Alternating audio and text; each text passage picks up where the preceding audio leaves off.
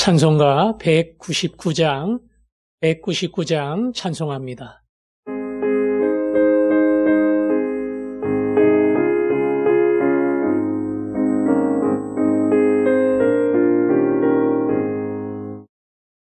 나의 사랑하는 죄 비록 헤어졌으나 어머니의 무릎 위에 앉아서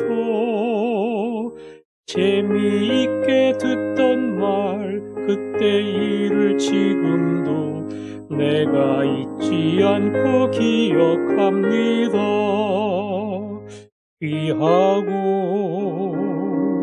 귀하다 우리 어머니가 들려주시던 재미있게 듣던 말 이 책 중에 있으니 이 성경 심히 사랑합니다. 옛날 용맹스럽던 다니엘의 경험과 유대 임금 다윗 왕의 역사와 주의 선지 엘리야 바람 타고 하늘에 올라가던 일을 기억합니다.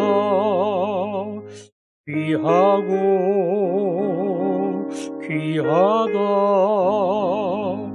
우리 어머니가 들려주시던 재미있게 듣던 말 이 책 중에 있으니 이 성경 심히 사랑합니다.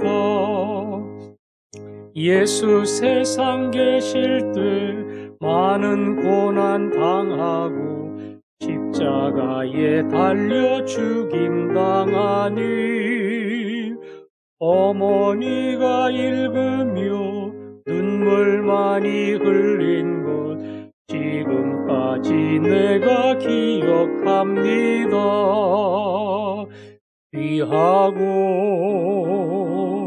귀하다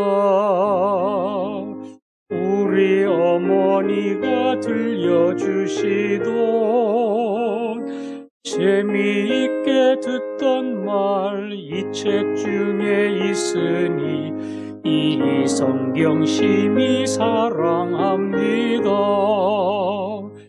그때 일은 지나고 나의 눈에 환하오 어머니의 말씀 기억하면서 나도 시시때때로 성경 말씀 읽으며 주의 뜻을 따라 살려 합니다.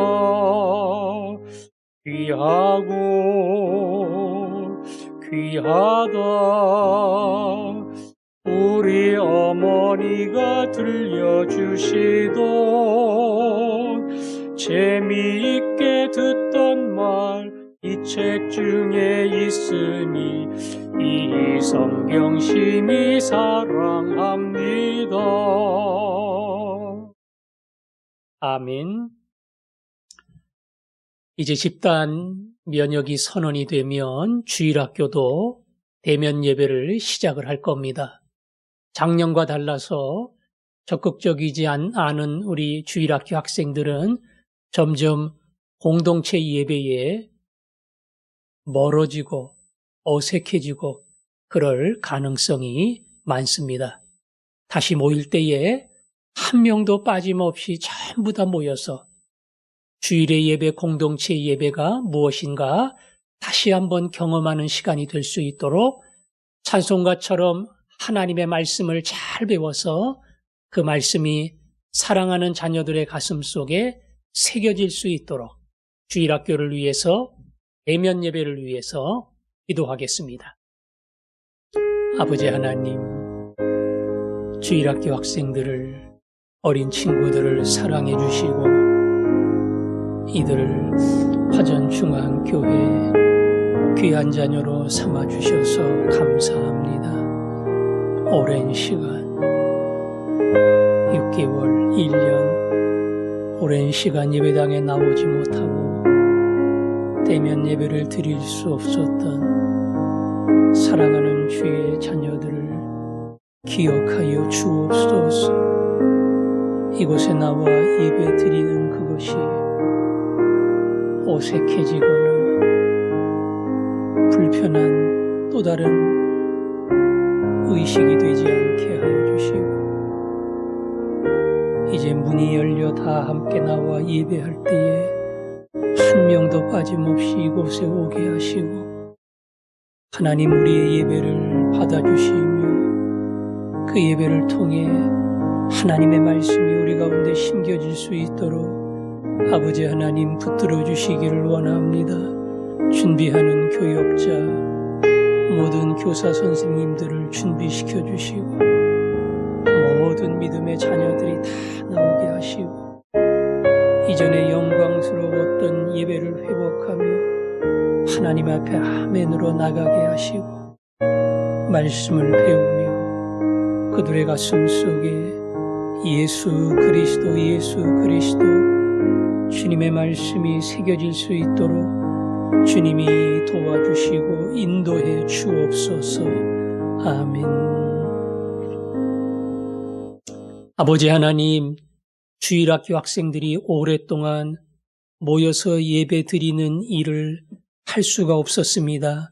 이제 문을 열어주실 텐데 사랑하는 귀한 자녀들 마음속에 교회를 향해, 그리고 예배를 향해, 친구를 향해 사모하는 마음이 열리게 하여 주시고, 문이 열릴 때 모두가 이곳에 나와 하나님을 예배하게 하시며 배우는 말씀이 그들 속에 예수로, 그리고 주의 음성으로 심겨질 수 있게 해 주옵소서. 예수님 이름으로 기도합니다. 아멘. 하나님 아버지 말씀, 디도서 2장 11절, 12절, 2절 말씀만 읽겠습니다. 디도서 2장 11절, 12절, 2절 같이 읽습니다. 시작. 모든 사람에게 구원을 주시는 하나님의 은혜가 나타나 우리를 양육하시되 경건하지 않은 것과 이 세상 정욕을 다 버리고 신중함과 의로움과 경건함으로 이 세상에 살고. 아멘. 2장 전반부는 교회의 일꾼을 세우는 것에 대하여 바울이 권면을 했습니다. 신실한 일꾼을 세우는 것. 연세가 있든 젊든 간에 신실한 믿음의 남성, 신실한 믿음의 여성들을 세워야 한다. 더 나아가 이 땅에 종과 노예로 살아가는 사람들이 어찌 보면 서럽고 억울하고 분한 일들이 많지만 예수를 믿고, 그리고 그 믿음 안에서 그 자리를 어떻게 소화하며 믿음으로 감당해야 하는가, 거기에 대하여 이야기를 했습니다. 오늘은 예수를 믿는 모든 일꾼과 모든 주의 백성들이 기억해야 할, 또 우리가 주께 받은 것이 무엇인가 알아야 할 내용들을 한꺼번에 소개를 합니다. 11절에 보니까 모든 사람에게 구원을 주시는 하나님의 은혜가 나타나 모든 사람에게 구원을 주신다. 하나님의 은혜는 어떤 면에서 누구는 주고 누구는 안 주고 하나님이 사람 봐가면서 결정하는 것은 아닙니다. 누구에게나 문이 열려 있습니다. 모든 사람이 구원을 얻을 수 있도록 우리 하나님은 두 팔을 벌려 초대를 하십니다. 그래서 그게 은혜지요. 은혜입니다. 자격이 없고 형벌받아야 할 죄인인데 하나님이 두 팔을 벌려 내가 너희들을 용서하노라, 내게로 오라. 그래서 주의 이름을 부르는 자마다 구원을 얻으리라. 우리 하나님이 두 팔을 넓게 열어서 자격 없는 죄인들을 영접하시고 구원해 주시는 것. 그 일방적인 하나님의 사랑, 그것이 은혜지요. 은혜입니다. 그래서 11절은 모든 사람에게 구원을 주시는 하나님의 은혜가 나타났다. 자, 그 은혜 때문에 우리가 구원을 받았습니다. 구원받고 이제 천국 시민권이 됐으면 그거로 다 끝난 겁니까? 지옥에 떨어질 자가 아니라 천국 갈 자가 되었으니까 이제 모든 것이 끝난 겁니까? 아니에요. 출생을 하면 그 다음에는 양육을 해야 됩니다.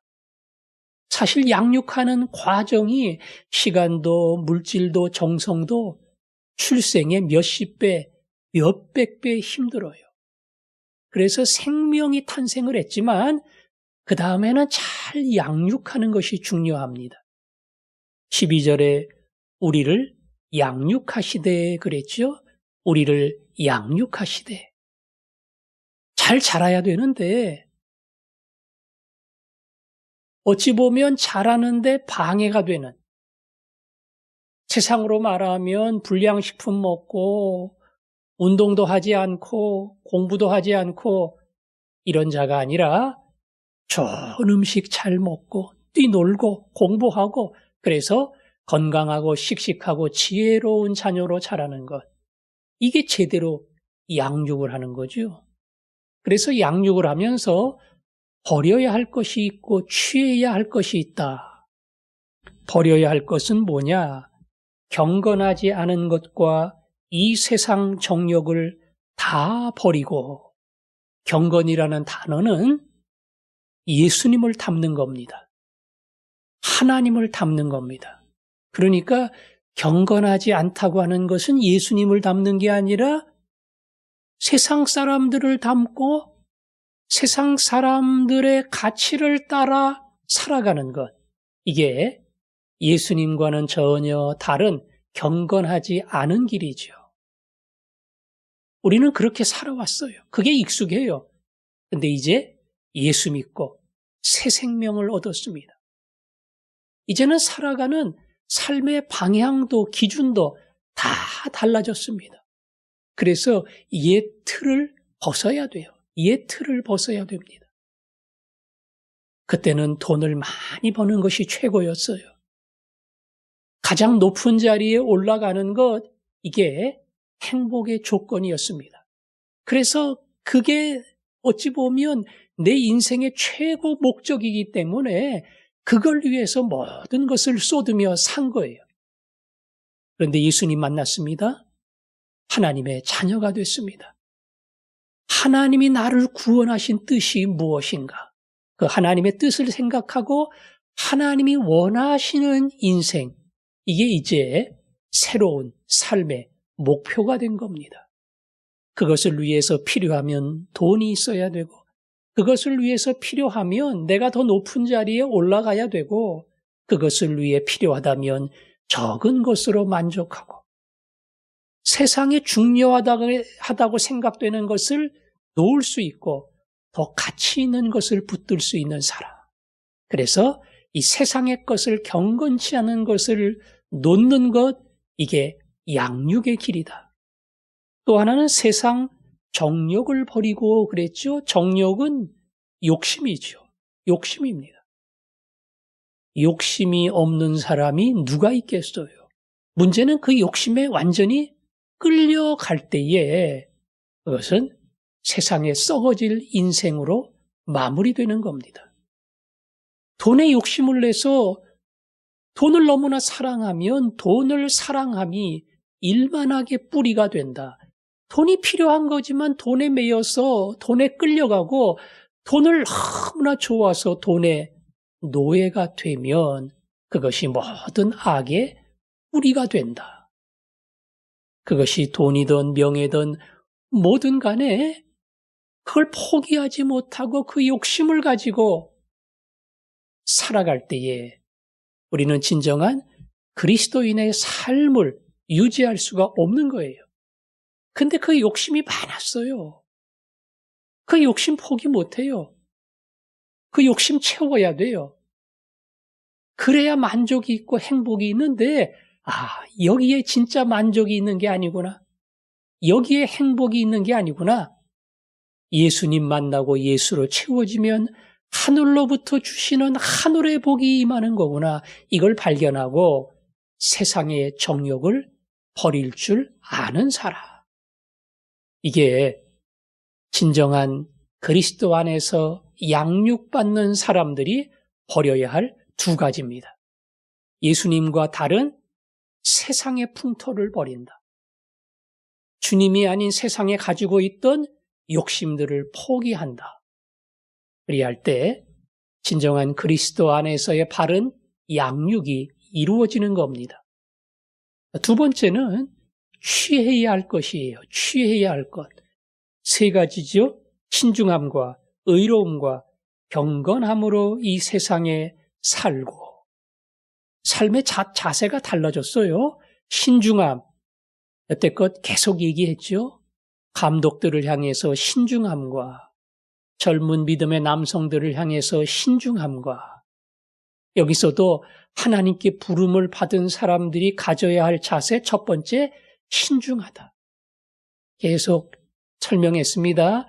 함부로 말하거나 생각 없이 행동하거나 다른 사람 전혀 배려가 없는 그냥 자기 중심, 자기 판단에 따라서 함부로 움직이고 말하는 것. 이거는 조금 심하게 말하면 경거망동이지요.